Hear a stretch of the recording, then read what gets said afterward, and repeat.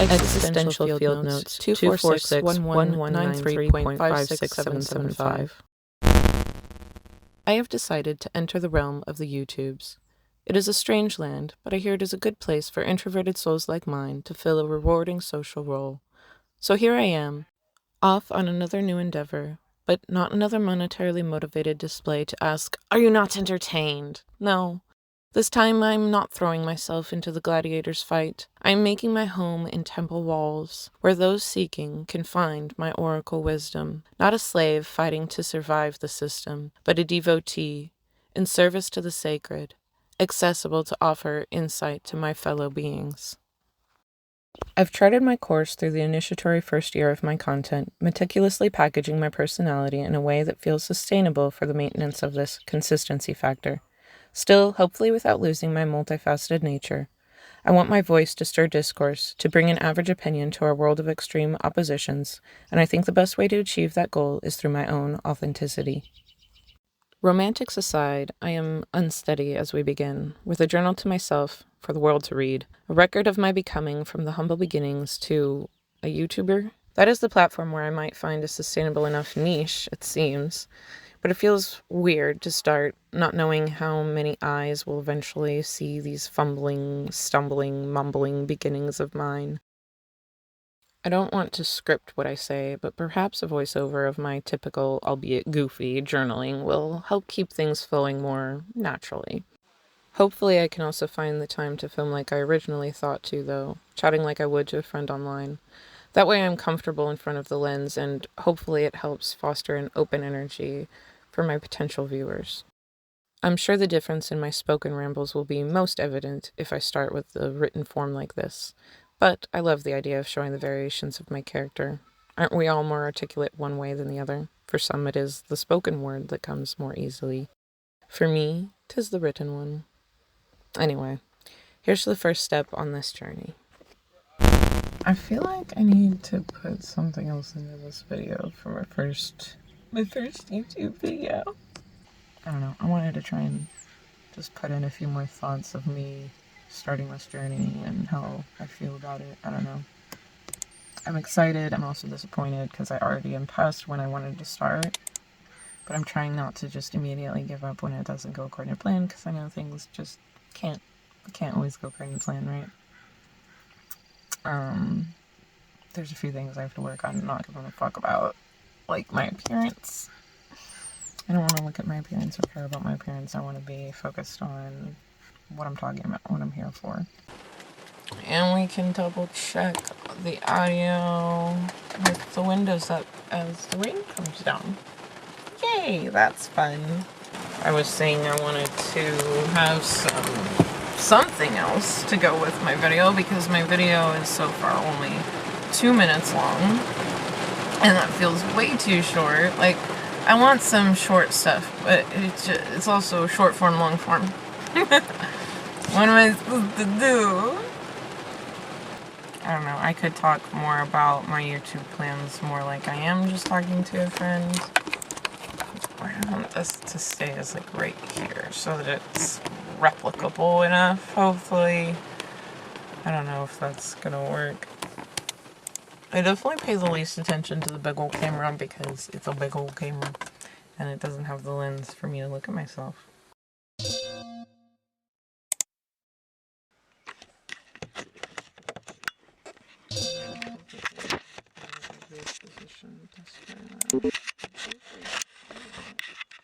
That sucks.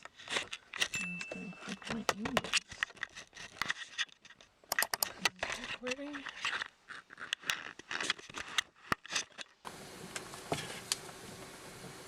And now it got quiet. Ooh. I like having it so I can check the lens, because like I don't know what this one over here just got the whole time. So it's nice to be able to check the lens and put it away and not look at myself. Yeah.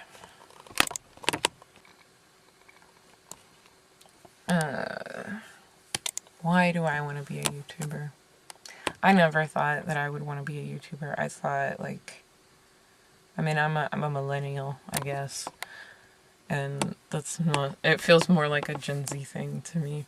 A lot of people I actually really enjoy are Gen Z creators. There's a few, though, that are millennial or Gen X even. And part of the point, I guess, is just that anyone can do it. And so, like, why not me? It's also one of the few ways I know of that someone could go from being, like, as poor as I've grown up to, like, being wealthy enough that my family doesn't have to worry about that kind of thing ever again. That sounds nice, of course. Like, who wouldn't want to do that? Like, if you just talk about the money, that's enough reason for anyone to want to do this. The bigger reason, I think, though, is that I'm trying to figure out where I belong in the world and what I'm supposed to do in the world. And, like, I have all these big ideas for systemic change. That should be interesting. Got static in there for half of that. The main reason that I want to do this channel, though, is to be able to have my voice, build a platform where I can take my ideas to people who can do something with them. Because a lot of times I feel like I'm just one person and I can't do enough, and I'm pulled in so many different directions that any one of those I could dedicate my whole life to and still not make the change I want to see. So where do I begin? What do I do?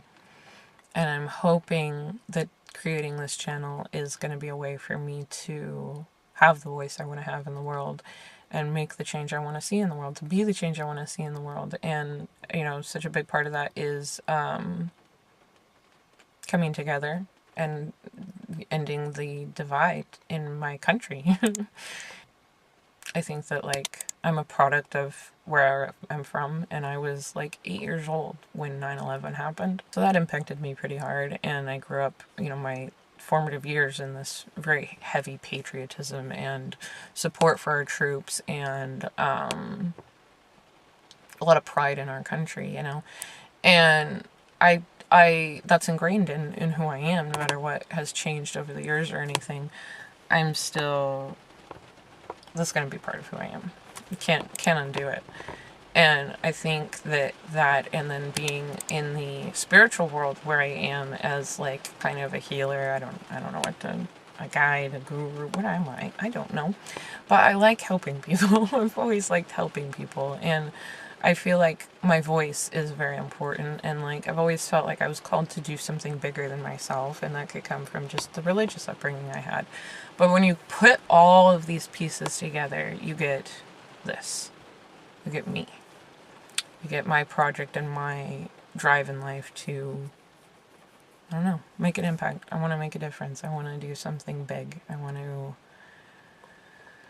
have my voice be heard, and I want other people like me to have the courage to stand up and have a voice and not feel like we're going to lose our friends and stuff. Like, especially after COVID, our divide has gotten so bad that whenever I have had conversations with other middle ground type people, we agree about how we still very much care about everybody on either side of the aisle.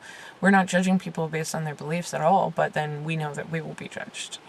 And it's this religious devotion to extremes that divides us. And then, you know, anybody in the middle is just kind of scared a lot. We keep quiet because otherwise we end up feeling like we'll be alone.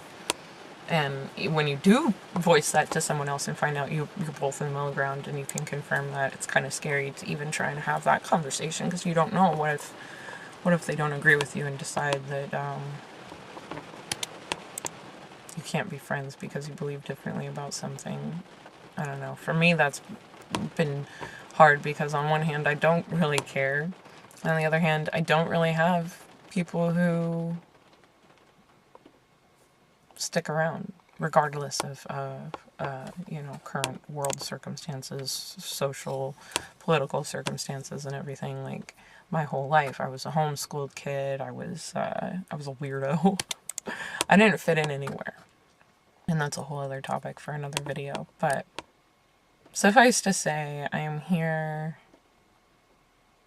so that other people like me can be heard. Hopefully. That is my ultimate goal. I want to be the voice to the voiceless and mend this divide. If I can. I don't know.